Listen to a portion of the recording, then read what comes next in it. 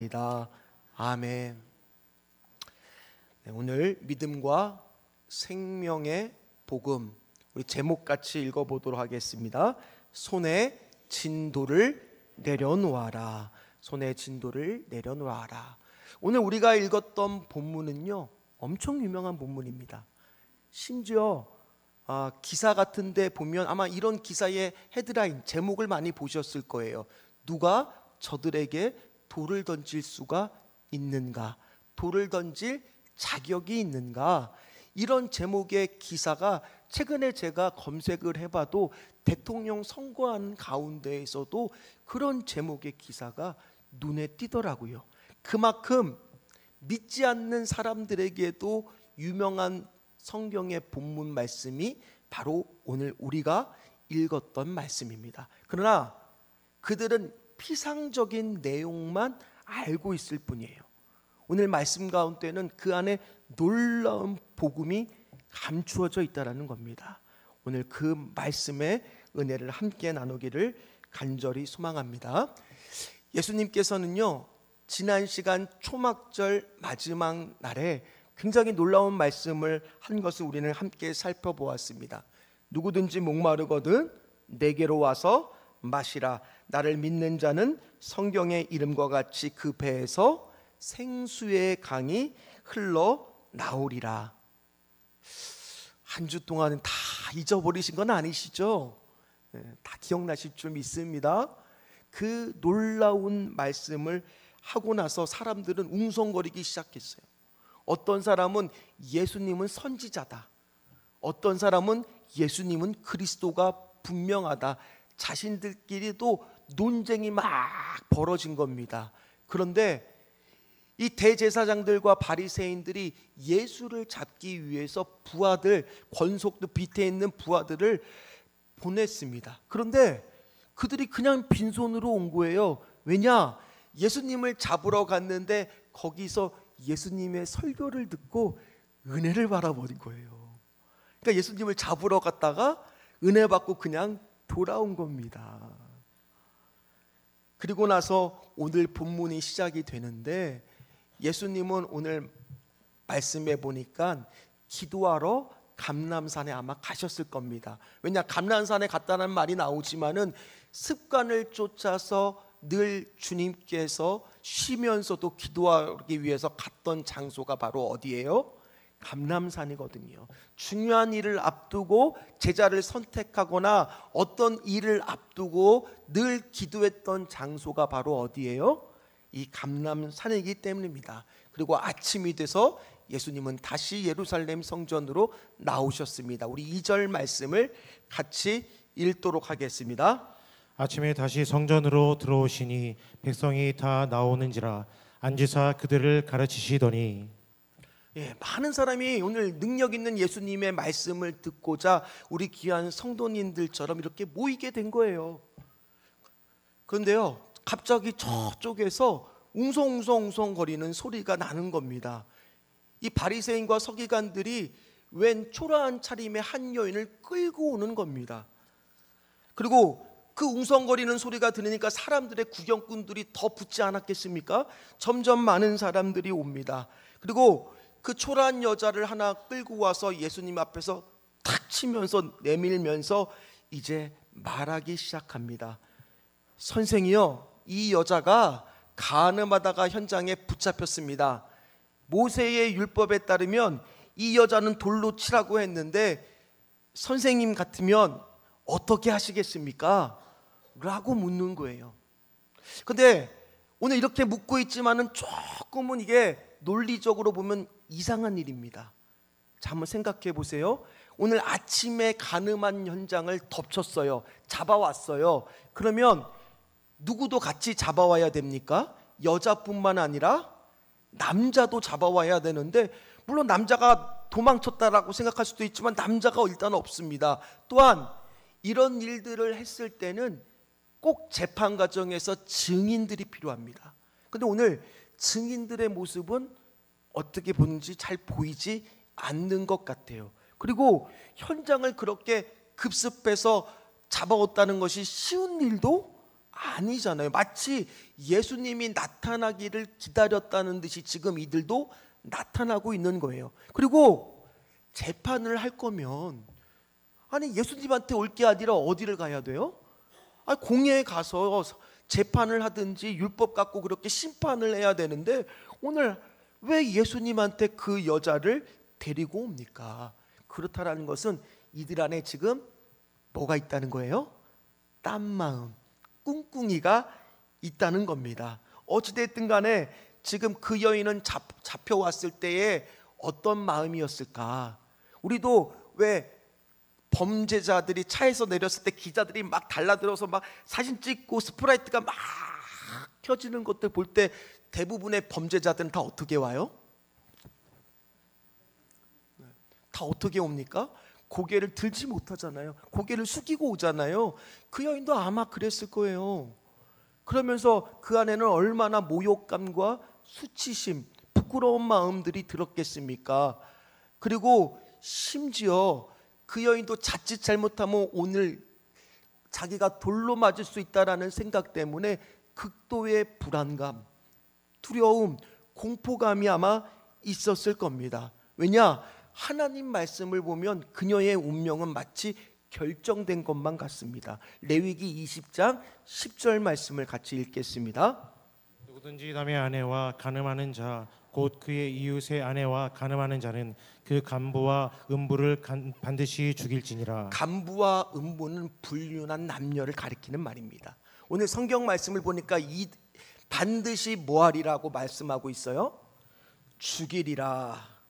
그러니까 예수님께 데리고 올 필요도 어떻게 보면 없어요. 근데 예수님께 데리고 왔다라는 것은 그들이 율법에 따라 심판하려고 하는 마음이 아니었다는 거죠. 그걸 어디서 알 수 있느냐? 6절 말씀에 나와 있습니다. 우리 6절 말씀을 같이 읽겠습니다. 그들이 이렇게 말함은 고발할 조건을 얻고자 하여 예수를 시험함이로라. 예수께서 몸을 굽히사 손가락으로 땅에 쓰시니. 지금 한마디로 예수님을 뭐에 빠뜨리려는 거예요? 함정에 빠뜨리려고, 지금 시험에 빠뜨리려고 하는 거죠. 지금 바리새인과 서기관들은요, 이 여인이 불쌍하다, 이 여인이 안 됐다, 그 영혼과 처지는 조금도 생각할 것이 없어요. 그저 이 여인을 이용해서 어떻게 하든지 예수님을 올가매는 거에만 지금 신경 쓰고 있다는 거예요. 왜요? 예수님을 고발하려고요. 예수님은 오늘 그들이 생각하기에 두 가지 답 중 하나를 할 겁니다. 첫 번째, 그 여인에게 돌로 심판하지 말라라고 말했을지도 모릅니다. 만약 그들이 그렇게 말했다 그러면 어떻게 하려고 마음을 먹었느냐? 자, 제가 바꾸겠습니다. 먼저 해야 될 것은 예를 들어서 돌에 맞아 심판을 해야 된다라고 말했다고 생각을 해보세요. 그러면 예수님을 따르던 그 많은 사람들은 어떤 마음이 들었을까? 평상시에 예수님은 죄인과 세리의 친구라고 하셨고 늘 사랑의 말씀을 하시면서 랍비들과는 다른 하나님의 말씀을 알려주셨는데 예수님도 똑같네, 똑같아 버리네. 그러면서 많은 사람들이 실망하며 예수님을 떠났을지도 모릅니다. 그런데 그렇게 말해도 예수님은 괜찮습니다. 왜요? 율법에는 저촉이 되는 것이 아니기 때문에 율법으로 잡힐 일은 없습니다. 그러니 바리새인들과 서기관들이 기대했던 답은 뭐였을까요? 그 여인을 풀어줘라, 돌로 치지 말라, 그 대답만 나오기를 기다린 거예요. 그 대답을 하는 순간 어떻게 되겠습니까? 그들은 어쩌면 예수님의 멱살을 잡고 당신이 뭔데 하나님의 율법을 어기는 행동을 하느냐 하면서 당장 심판하러 가자라고 말했을 거라는 것을 준비했을 거예요. 그러나 그들은 예수님이 어떤 분인지를 몰랐어요. 예수님은 어떤 분입니까? 요한복음 1장 17절 말씀을 한번 같이 읽도록 하겠습니다. 같이 읽겠습니다. 율법은 모세로 말미암아 주어진 것이요 은혜와 진리는 예수 그리스도로 말미암아 온 것이라. 아멘. 율법은 돌로 치라. 그 율법은 모세로 말미암아 하나님이 주신 말씀이기도 하지만 또 한편 그거를 뛰어넘는 것이 있으니 바로 뭐예요? 은혜와 진리라는 거예요. 그건 누구로 말미암아 나오는 거예요? 예수 그리스도로 말미암아 나온다라는 거예요. 때로는 우리도 살아가면서 이 여인처럼 돌을 맞아야 되는 그런 상황에 처할 때가 있을지도 모릅니다. 분명히 내가 연약해서, 내가 잘못해서, 내가 실수해서 죄된 나의 본성 때문에 내가 넘어졌는데 사람들은 손가락질하면서 나에게 무슨 말을 하냐? 예수 믿는 사람이 어떻게 그렇게 살 수가 있어? 목사가 어떻게 그렇게 살 수가 있어? 그런 말을 들으면은 어때요? 속상하지 않으세요? 잘못한 것은 나인데, 내가 넘어진 건데, 내가 죄된 본성으로 내가 실수하고 넘어진 건데 욕은 지금 누가 먹고 계시는 거예요? 예수님이 마치 욕 먹고 계시는 것처럼 느껴질 때 오늘 이 여인의 마음도 그러지 않았을까요? 잘못은 자기가 했는데 지금 곤란한 일을 당한 것은 누굽니까? 예수님이지 않습니까?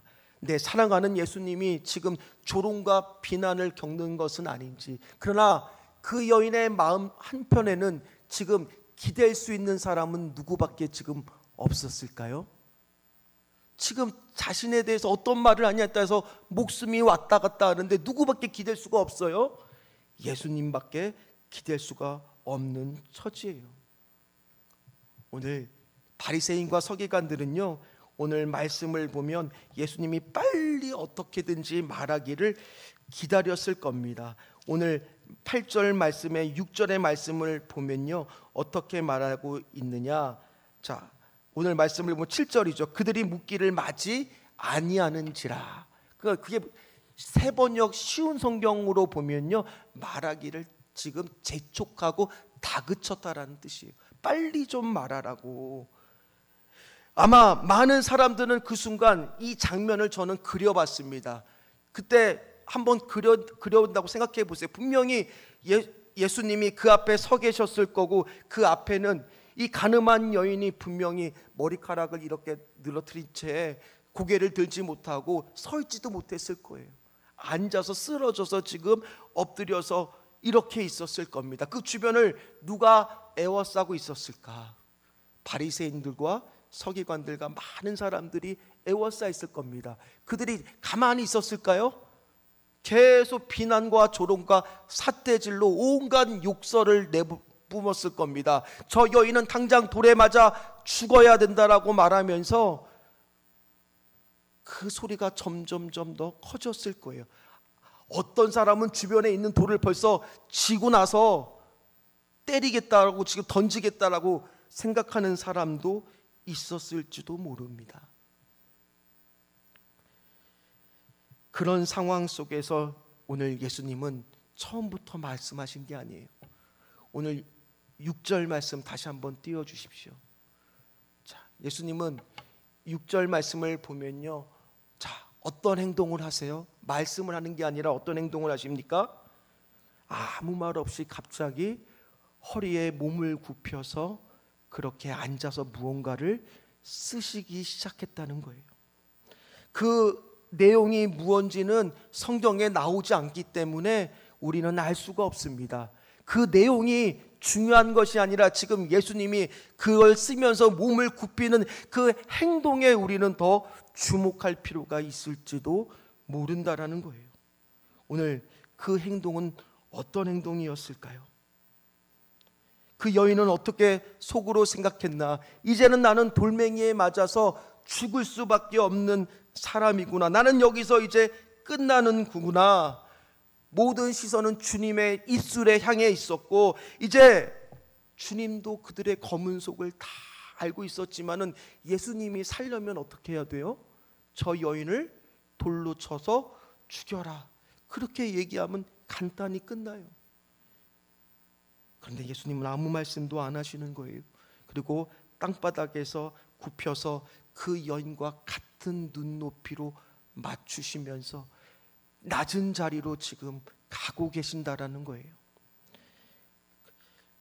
아니, 그 여인은 생각하기에는, 아니 우리가 생각하기에는 예수님, 저들의 검은 속셈을 모르십니까? 믿음으로 싸우셔야죠. 선포해야죠. 너희들 그래서는 안 된다. 왜 나를 시험하려고 하느냐 하시면서 그들에게 대항하셔야 되는데 예수님은 말씀을 안 하시는 거예요. 아니, 주님 스스로 자존심을 지키셔야죠. 그런데요, 예수님은 애초부터 자존심을 지키는 것에서는 관심이 없었어요. 왜 몸을 굽혔을까요? 다른 모든 사람들은 그 여인을 모멸감을 주고 수치심을 주려고 비난과 조롱하기 위해 애를 썼지만 예수님은 지금 그 한 여인을 바라보고 있었던 거예요. 그래서 그 여인과 같은 눈높이로 낮추셨던 거예요. 상처와 수치와 실패 속에서 무너져 울고 있던 그녀에게 다가가서 고개를 숙여주시는 거예요. 그리고 논쟁하는 것이 아니라 그 옆에 앉아서 어쩌면 그 글을 쓰는 가운데 그렇게 그 여인이 보이도록 썼을지도 몰라요. 내게는 네가 중요하단다. 절대 널 두고 떠나지 않을 거니까 걱정하지 마라. 이제 너도 거기서 나와야 한다. 어쩌면 그런 글을 쓰고 계셨는지도 모르겠어요. 저는 이 말씀을 묵상을 하는데 너무 은혜가 돼요. 오늘 주님은 다른 사람들의 어떤 소리가 아니라 오늘 한 영혼을 바라보고 계시는구나.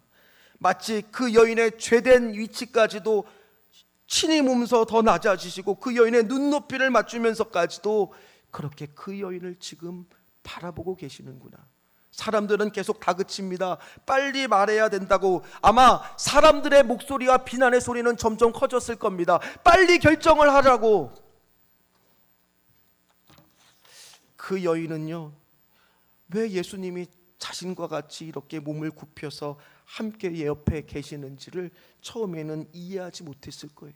저 세상의 소리를 따라 나는 곧 넘어지고 죄된 사람인데 내 죄가 없어지는 것은 아닌데 내가 예수님 앞에 고개도 들 수 없고 내 마음은 찢기는 것만 같고 예수님 빨리 일어나서 그냥 나를 돌로 쳐서 죽이라고 말씀해 주세요. 어쩌면 그런 마음까지도 들었을지도 모릅니다. 근데 예수님이요, 이제 드디어 움직이기 시작합니다. 7절 말씀을 보니까요, 예수님이 몸을 일으키세요. 몸을 일으키세요. 이제는 더 이상 그들에게 도를 넘는 그 심한 말을 그녀를 향해서 공격하는 것을 향해서 한마디를 하시는데 그 말씀이 우리가 너무나 잘 아는 말씀 뭡니까? 너희 중에 죄 없는 자가 먼저 돌로 치라. 너희 중에 죄 없는 자가 먼저 돌로 치라. 아니, 이 말씀을 듣자마자 조금씩 나이 든 사람부터 젊은 사람들까지 한 사람 두 사람씩 그 자리를 떠나기 시작했습니다.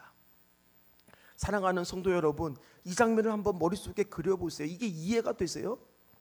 조금 전까지만 해도 목소리를 드높여서 죽이겠다라고 아주 그냥 득달같이 달려들었던 사람들이에요. 근데 그 사람들이 그 자리를 그저 예수님의 이 말 한마디 때문에 떠난다고요? 이게 이해가 되세요? 예수님이 만약 목소리를 높여서 너희들도 다 죄를 한 번에도 범하지 않은 사람 여기 누가 있느냐? 그렇게 만약 고래고래 소리를 질렀다고 생각해 보세요. 그러면 그 사람들도 예수님한테 따졌겠죠. 아니, 당신이 본 적이 있느냐? 우리가 그런 죄를 진 것을 본 적이 있느냐? 증인을 대라. 싸우지 않았을까요? 그 자리에서. 예수님은 그러지 않으셨어요. 뭐라고 말씀하셨어요? 죄 없는 자가 먼저 돌로 치라. 그 말을 듣는 사람은 그게 하나님의 말씀의 권위처럼 그들에게 들렸다라는 거예요. 하나님 말씀의 권위처럼 들리니까 그들이 그 양심의 가책을 느껴서 성경은 그 자리에 있을 수 없었다라고 말하고 있습니다.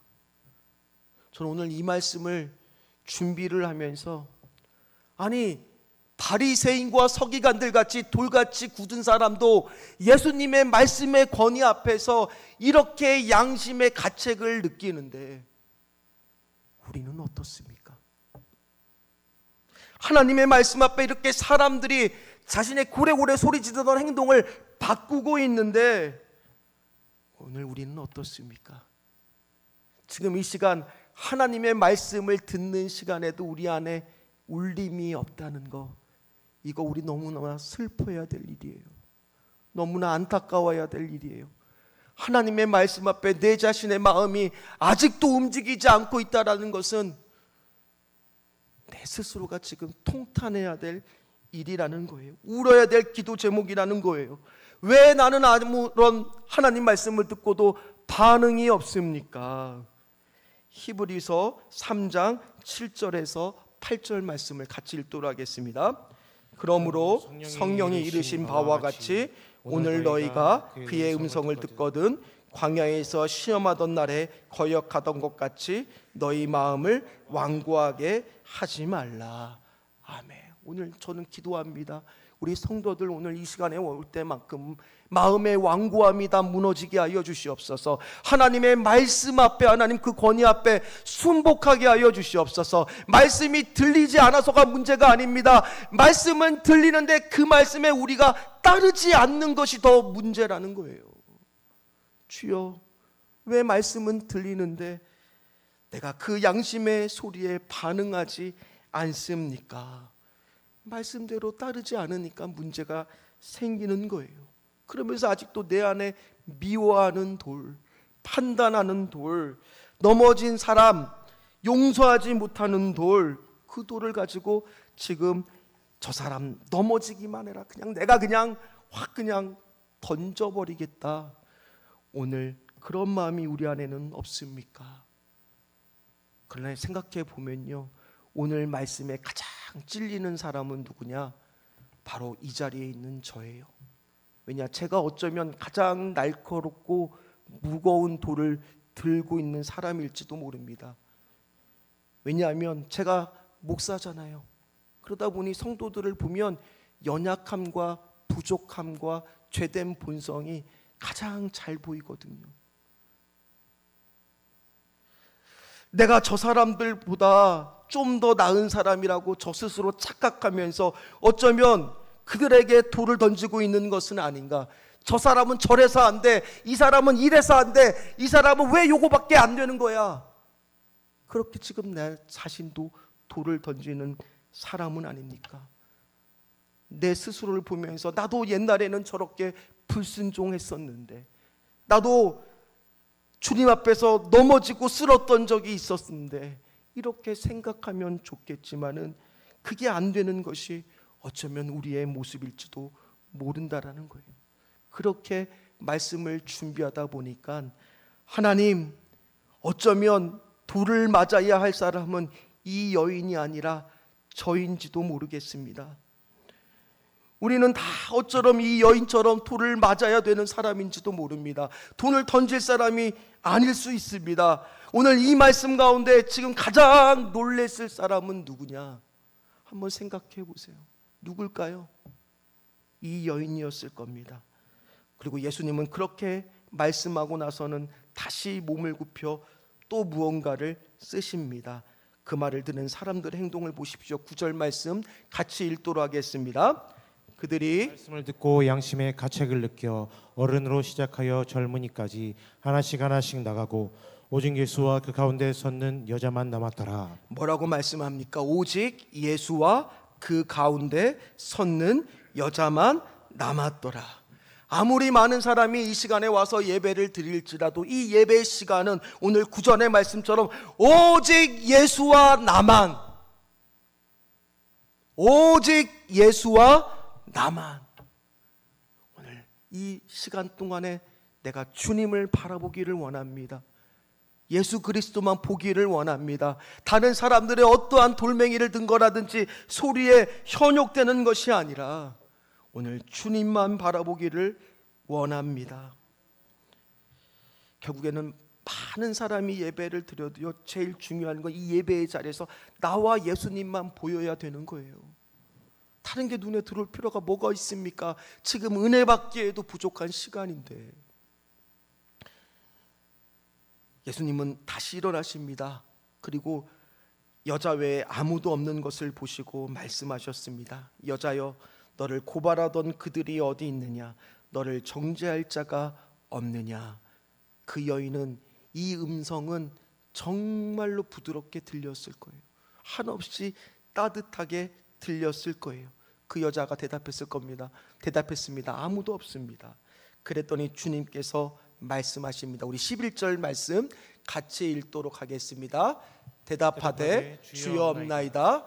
예수께서 이르시되 나도 너를 정죄하지 아니하노니 가서 다시는 죄를 범하지 말라. 이 순간 그 여인은 예수님의 사랑을 경험했을 거예요. 예수님하고 진짜 만났을 겁니다. 예수님의 십자가 은혜를 체험했을 겁니다. 이 여인의 앞으로 삶은 어떻게 됐을까요? 자신이 어떤 여인이라는 것을 알았는데 다른 사람을 향해서 돌을 들 수가 있었을까요? 자신의 연약함과 부족함, 죄된 본성을 깨달았는데 어디 다른 사람을 향해 돌을 던질 만한 그런 마음이 있었을까요? 그러지 않았을 거예요. 오늘 슬픈 것은 우리의 체면 때문에, 우리의 위선 때문에 지금 이 시간에도 하나님 앞에 나오지 못하고 있는, 차라리 이 여인이 복된 것은 뭐예요? 자신의 모든 연약함과 죄악이 소위 말해서 다 드러났기 때문에 그는 회개할 수밖에 없는 인생이었지만 오늘 우리의 문제는 뭐예요? 회개하지 않는 거예요. 그러다 나중에 하나님 앞에 가서 다 드러나게 될 때 어떻게 하시겠습니까? 주님, 저도 돌 맞아야 되는 사람인데 돌 들고 지금 있는 것은 아닙니까? 다시 몸을 굽히신 그 주님을 바라보게 하여 주시옵소서. 오늘 이 여인의 삶은요, 그렇다고 쉬운 거 아니에요. 오늘 11절 말씀 한번 다시 띄워주십시오. 11절 말씀에 보면은요, 나도 너를 정죄하지 아니하노니 가서, 일상으로 돌아가야 돼요. 그러면 그 여인은요, 이미 어떤 여인이라는 게 동네만데 다 소문났어요. 다 알아요. 가정도 깨어졌을지도 몰라요. 무너져 있어요. 삶의 자리가 지금 위태위태합니다. 그러나 오늘 은혜를 받고 가니까 거기서부터 다시 새롭게 시작하라는 하나님의 은혜가 기다리고 있다라는 거예요. 무너진 삶의 자리, 무너진 가정의 자리, 무너진 직장의 자리에서 다시 시작하라는 거예요. 왜요? 예수님은 세상을 심판하러 오신 것이 아니라 세상을 뭐하러 오셨습니까? 구원하러 오셨잖아요. 오늘 그 예수님의 용서는 따라 너가 큰 죄를 지고 용서할 수 없는 악을 저질렀지만은 너 대신 이제 내가 돌을 맞으마. 내가 너의 죄를 짊어지고 죽어주마. 그러니 따라 안심하라. 내가 너를 용서하고 하나님도 용서하실 거다. 오늘 그런 말을 지금 예수님이 하고 계신다라는 거예요. 지금 예수님이 쉽게 용서하시는 것 같으세요? 쉽게 용서하시는 것 같으세요? 옥하는 목사님은 설교 중에 이렇게 말씀하였습니다. 하나님이 우리의 죄를 회개하라고만 말씀하십니다. 그러면 십자가의 피에서 다 씻어주고 덮어주겠다라고 말씀하십니다. 우리 입장에서 볼 때는 이것이 얼마나 쉬운 일입니까? 쉽게 용서받는 것 같습니까? 그러나 하나님 편에서는 자기 아들을 희생시키는 용서입니다. 예수님 입장에서는 자기 생명을 십자가에 던지고 하는 용서입니다. 이것이 어떻게 쉬운 용서입니까? 우리는 이 사실을 바로 알아야 됩니다.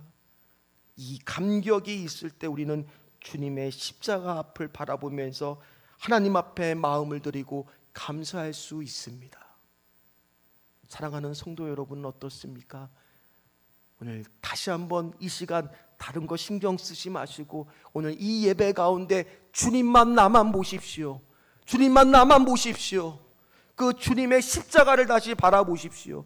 어떠한 가운데 돌에 맞고 쓰러져 이 자리에 나왔을지라도 오늘 정죄하지 아니하시는 그 주님의 사랑을 경험하시고 그렇게 하나님께 용서받는 저와 여러분들 되시기를 주의 이름으로 축원합니다. 로마서 8장 1절에서 2절 말씀입니다. 같이 읽겠습니다. 그러므로 이제 그리스도 예수 안에 있는 자에게는 결코 정죄함이 없나니 이는 그리스도 예수 안에 있는 생명의 성령의 법이 죄와 사망의 법에서 너를 해방하였음이라. 아멘. 오늘 내가 받은 용서가 쉬운 용서가 아니라 예수님이 자기 생명을 던져 해주신 용서이고, 하나님이 하나뿐인 독생자를 주셔서 한 용서임을 깨닫는 순간, 그 십자가 은혜를 경험하는 순간 내가 어떻게 과거와 똑같이 살 수가 있습니까?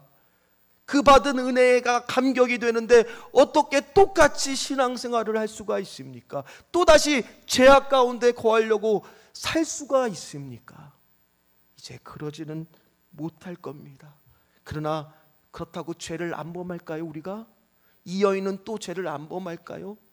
또 넘어질 겁니다. 또 쓰러질 겁니다.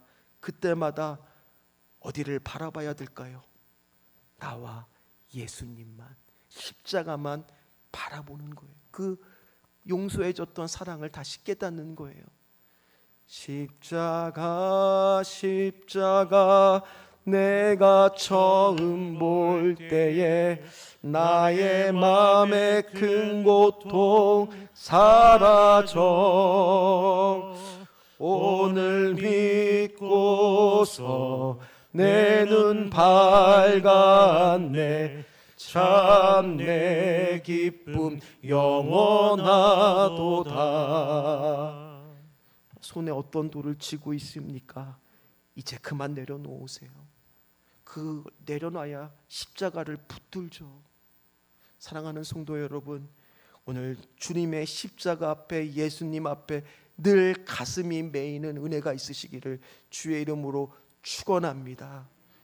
언제부터인가 돌같이 굳어진 마음이 있다라면 예배 때마다 와서 예수님만 바라보면서 다시 한번 간절한 마음으로 기도해 보십시오. 십자가 사랑이 내 삶에서 변화를 일으켜달라고 기도해 보십시오. 우리가 사는 길은 오직 십자가의 은혜를 붙들고 사는 길임을 믿으시기를 주의 이름으로 축원합니다.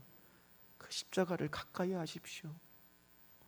내가 돌에 맞아야 죽어야 될 사람인데 나 대신 돌에 맞아 죽으신 그 예수님의 사랑을 기억하시는 저와 여러분들 다 되시기를 주의 이름으로 축원합니다. 우리